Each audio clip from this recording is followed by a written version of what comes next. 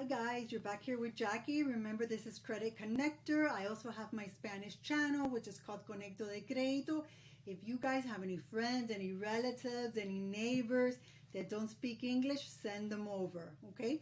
Also, in this video, we're going to be talking about Chase bonus hacks, because Chase only likes for you to get the bonus one time in a lifetime, okay? So I'm going to show you how to get around that in this video. Also, remember, I'm here so I can help you guys, improve your credit. You guys can basically learn how to leverage your credit, how to do your own credit repair. This channel is only about you guys. I want to, get to know you guys. Also, I'm going to be dropping my VIP school link, which right now you guys can register for free.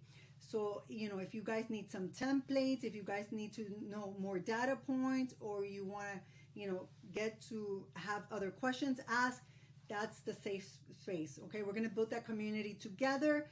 And basically, I'm here for you guys. So remember, this channel is just for entertainment reasons only. I don't give legal advice. I'm not an attorney or anything like that.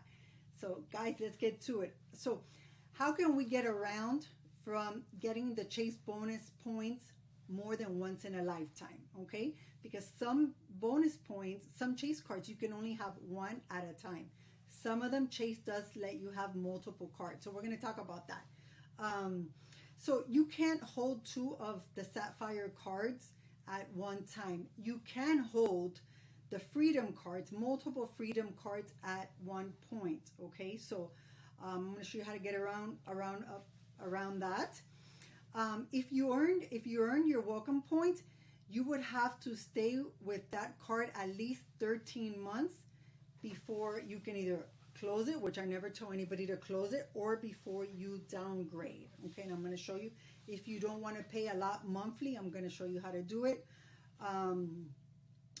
Also, if you stay at least those 13 months, you're not going to get worried about, losing the points or anything like that.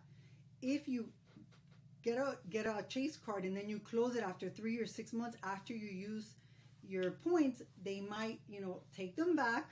Okay, they might redeem them back. You're going to be red flagged, and you don't want to create that with Chase Bank, because this is an excellent bank to be part of. You want to be in their ecosystem and you want to grow with them. Okay.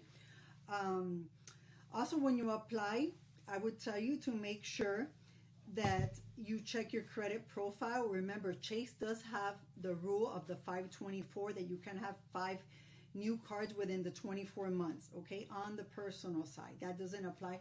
So what I would tell you is, if you are getting into Chase and you've never gotten into Chase, what you want to do is try to get in with the Freedom card, okay?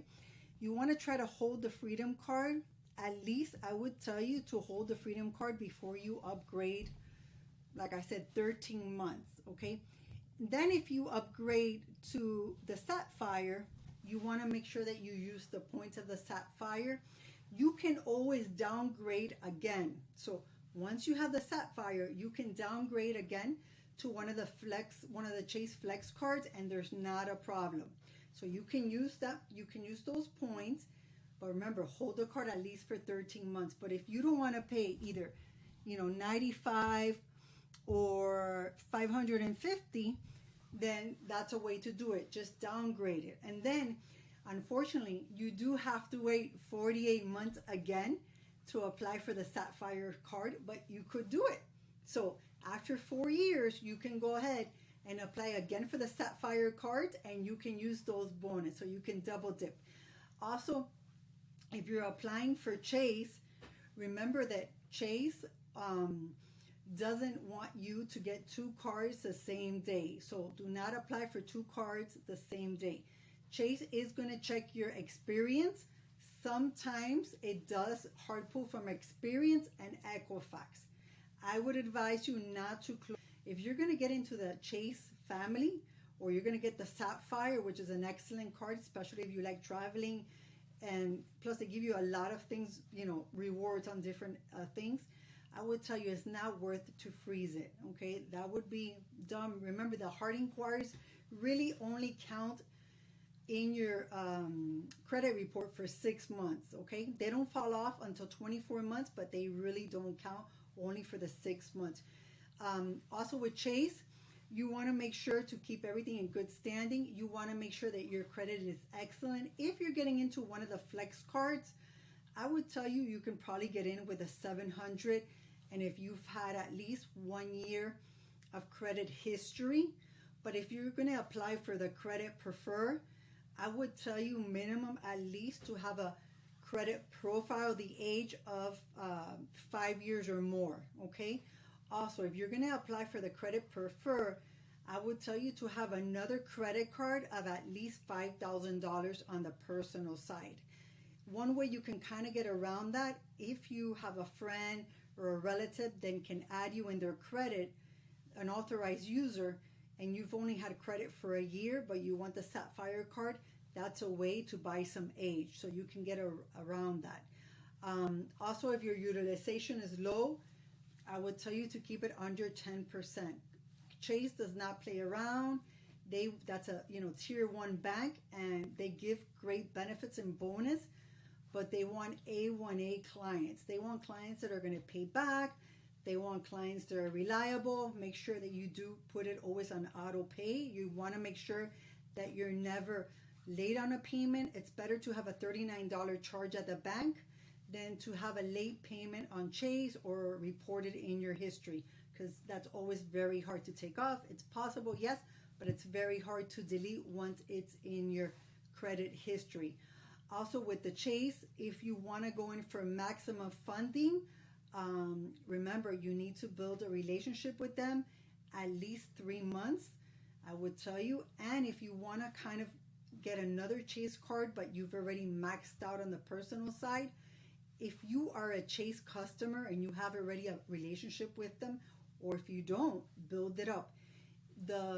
Actually the relationships manager can push through your application. I've seen it done, and you could get that extra card that you want. It's very possible, but you need to have the relationship. Plus, anytime you go into a branch, I'm not telling you to ask them, oh, where are you going to pull from, or can I double dip? Just kind of build relationships, and here and there you can ask questions. That's how you data mine, and that's how you get the info from all the banks. That's what I do. I go to different banks, I build relationships, I put money in there, and I start getting to know them, and that's how I start asking questions. Remember, I am in Florida. You always have to check in what state you're in, and always do your homework. I'm going to give you the basic, but you guys always need to do your homework. Guys, subscribe, give me a like. Jackie, subscribe to Skool, SKOOL. Let's build that, let's build that community, because sky's the limit with everything that I'm going to help you with. Okay, until next time.